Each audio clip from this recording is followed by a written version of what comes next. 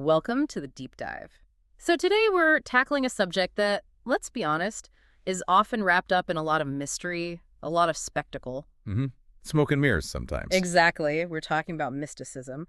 But the sources you've brought in today, they seem to argue for something completely different. We're skipping the spectacle. We are.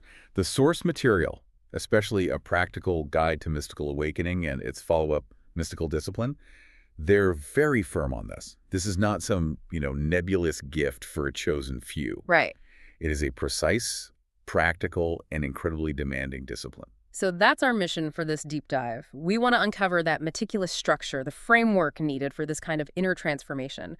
We're trying to pull you, the listener, beyond the map of just belief. And into the river. Into the river of direct perception. And it all kicks off with this really compelling story, doesn't it? About a seeker named Arya. It does. She's standing at the edge of a forest looking for answers for some big secret, and she meets her mentor, expecting, some kind of esoteric, complicated teaching. And what does she get?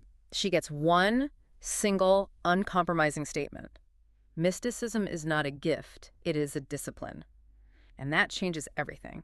It means we're dealing with effort, with preparation, with structure, not just hoping for a lightning strike. Okay, let's unpack that right there. Mysticism as a discipline of perception. Before we get into the how-to, what's the history behind that word?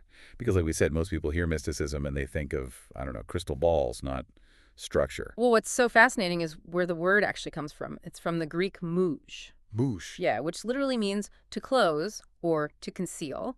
And from that, you get mystikos, an initiate. Ah, an initiate, someone on the inside. Exactly. For centuries, the term had nothing to do with sensational visions. It referred to hidden, allegorical interpretations, the contemplative knowledge of reality that was only available to those who had walked a very severe internal path. So it was defined by the work you put in to see what was concealed. The internal work, yes. Okay, so if the whole point is that it's concealed until you're initiated, how does a person even start that process of revelation? What's the absolute first thing you do? The foundational step is all about radical observation, what the sources call perception before belief. Perception before belief. Yes. The whole process demands that you encounter reality directly without immediately slapping your concepts and judgments all over it. And that's where the mentor's core principle comes in. Never confuse the map with the river. That's the one. That is such a brilliant analogy. So if the map is my set of beliefs, my judgments, my expectations of how things are supposed to be, what's the first sign I'm actually in the river? You're in the river when your actions start to align with three simple but very difficult practices. Notice without labeling, sense without naming, and feel without attachment. Feel without attachment? Wow. Think about it. Most of us see something and immediately label it. Good, bad, mine, threat.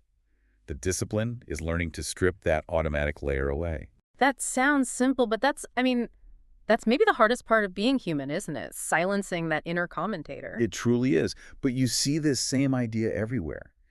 In Persian mysticism, it's about cultivating the light of the heart first, a pure perception that comes before words. Okay. In Indian yoga, the body is the first temple. You have to perceive the reality of your own breath, your own physical form, before you look for anything higher. Even in Jewish Kabbalah, you have to recognize the soul's subtle flow first. So this is a really crucial point, especially for anyone listening who wants, a quick result. The goal here is stability, not some big flashy experience. Exactly. The sources are so clear on this. They say, do not seek miracles, seek your own present. I love that. If you chase the spectacle, you're confusing a possible side effect with the actual goal. The concealed truth, the river, it only reveals itself to a steady, stable mind. And that stability requires some serious self-honesty, I'm guessing. You can't just jump into the deep end. Absolutely not. Before you can even begin to think about engaging with external energies, you have to observe your own reactions, your desires, your fears, without flinching. Why is that so non-negotiable? Why can't I just, sit down, meditate, and try to feel the energy right away? Because the unseen world always reflects the unrecognized parts of you. If you start to encounter powerful, subtle currents while you're carrying around a lifetime of unprocessed fear or greed or anger, those things will act like funhouse mirrors. They will distort everything. Your internal clarity is the only thing that keeps you safe. Which brings us right to the practical steps, the real how-to for building that stability. This isn't just theory, it's a complete overhaul of how you live, all summarized in this discipline called chilla. Yes, chilla. It's the core of the preparatory stage. It's a structured, time-bound period of really profound focus, isolation, and purification. It sounds intense. It is, but it's not a punishment. It's a refinement process. It's designed to make sure the student is physically, mentally, and ethically ready to handle subtle energy without falling apart. So for our listener who's asking, is there a specific protocol? The answer is yes. How long does a traditional chilla last? The classic period is often 40 days, and it demands strict adherence to a schedule, to ritual, to restraint. This is where the how-to gets very specific, focusing on two kinds of restraint, often called Jamal and Jalali. Beauty and severity. Mildness and majesty, yes. Let's break down the physical side of that. What does the restraint actually look like when it comes to diet and, taking care of your body? The diet is incredibly precise. The first rule is the avoidance of all animal blood and flesh. All of it. All of it. The idea is you need a deep reverence for life before you can seek communion with the forces of life. So it's entirely plant-based. Fruits, herbs, nuts, grains. It's about reducing energetic heaviness and, frankly, increasing your sensitivity. And it's not just about what you cut out. I found it so interesting that the sources specifically mention adding certain powerful spices. Yes. Cinnamon, cardamom, clove, saffron. It's about tuning the biological machine for higher alertness, higher sensitivity. It's not about starvation at all. Right. And beyond diet, what about the body itself and the environment? Well, ritual bathing is non-negotiable. It's seen as a purification of both mind and body. Sleep has to be structured and short, often aligned with the body's natural rhythms to maximize awareness. And the space you're in has to be calm, distraction-free. Minimal artificial noise, natural light whenever possible. It's about creating a pristine container. It sounds like the ultimate detox for a modern mind. No social media, no noise. But let's get to the mental part. Why is minimal speech so important, especially in the beginning? Because speech is a huge expenditure of your personal energy, of your vital force. By minimizing it, you conserve that force. And beyond that, the ethical preconditions are what keep you safe. You have to rigorously avoid negative thoughts, gossip, any attachment to what you think the outcome should be. The sources also emphasize daily journaling, meticulously accounting for your inner state. Why is that so vital? The journal is your reflection point. It's your safety harness. As you start to encounter deep psychological material or intense energy, you need to be able to track those patterns. It helps maintain the strict boundary between what is true perception and what is just your own, unchecked fantasy or fear playing out. Okay, so moving from that intense preparation of chilla into the actual practice, let's talk about the universal element here, energy. Every single tradition these sources cover seems to recognize energy as the basic organizing principle. That's right. It's the unifying theme. Doesn't matter what you call it. You can call it prana or chi, the life force in the body. Or ruah, or nefesh in Kabbalah. Exactly, the divine breath flowing through the soul's pathways. It's all pointing to the same fundamental current. And the goal is always alignment with it, not trying to forcefully manipulate it. And this alignment can lead to what's often called awakening the inner current. The famous one is Kundalini in the Indian traditions, this energy that resides along the spine. So how do you know if what you're feeling is a genuine awakening versus, just a strong cup of coffee? The signs are subtle, but they're profound. It's not usually fireworks. It's more like heightened perception, sensory clarity. So colors might seem brighter.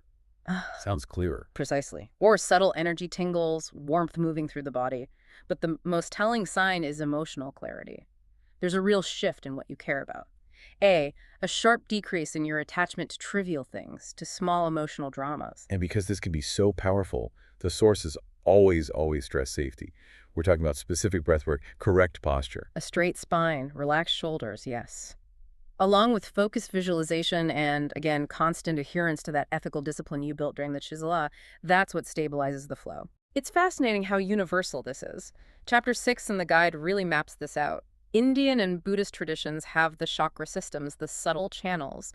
But then you look at Jewish Kabbalah, how does it map energy differently? Well, the Sephirah and Kabbalah aren't strictly physical points like the chakras. They're more like conceptual centers, divine emanations that act as channels for the flow of that ruach, that divine energy.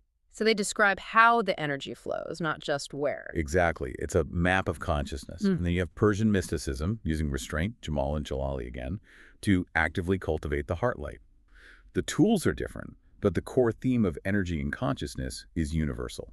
One point the sources make that seems critical is the need for psychological integration. These experiences often use powerful symbols, archetypes. So how does a person learn to tell the difference between a genuine energy experience and, just their own imagination or their deep-seated fears running wild? It comes back to that foundation, perception before belief. You have to ask, does the experience bring more stability, more compassion? Does it reduce your ego? If yes, it's likely a positive integration. If it just feeds your self-importance or your fear, it's probably projection. The discipline is the anchor. And that clarity is absolutely essential when dealing with any powerful energy, including sexual energy, which is addressed directly in Chapter 9. It is. The concept here is that this energy isn't an obstacle to be repressed. It's an incredibly potent tool for awakening. The focus is on retaining and consciously redirecting it, transmuting it to enhance focus and clarity. So it's about conscious use. Conscious, disciplined use, governed by very strict ethical guidelines of respect for yourself and for others. It has to support the awakening, not drain your stability through, unconscious indulgence. So the foundation of clear perception is set, the intense chilla is complete, the inner current is active, and now comes the real test, the part that's maybe most relevant for everyone listening, integration. This is it. Isolation is the rehearsal. Integration is the real-world, sustained performance. Arya, from the story, she discovered the true challenge wasn't in the retreat. It was maintaining that clarity when she went back to the chaos of the village marketplace. So how do you translate that profound awareness into just doing the dishes or dealing with traffic? It means applying that awareness to every single task. You practice mindfulness while you're eating, while you're walking, while you're working, but crucially, you also learn to preserve your energy.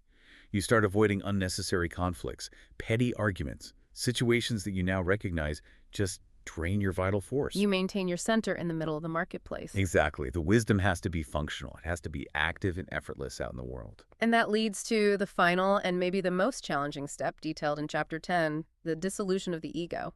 Living without an identity. How does a person even approach that? The focus shifts completely away from the self who went on this journey.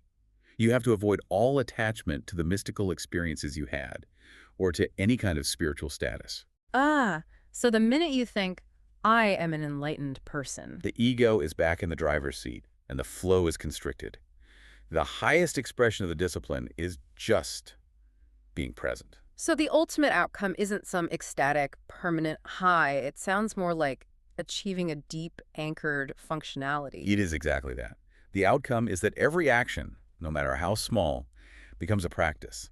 It's anchored in a universal compassion, in respect for all boundaries, and in actively avoiding harm. Your awareness guides your action, not your old emotional habits. So what we've really done today is pull back the curtain on this traditional view of mysticism. We've revealed it not as some magical mystery tour, but as a meticulously engineered process of transformation. It's a counter-narrative to so much of modern quick-fix spirituality, isn't it? It really is. It demands clear perception first, then moves through the rigorous preparation of the chilla, and it all culminates in this continuous active integration back into daily life. The path isn't out there somewhere.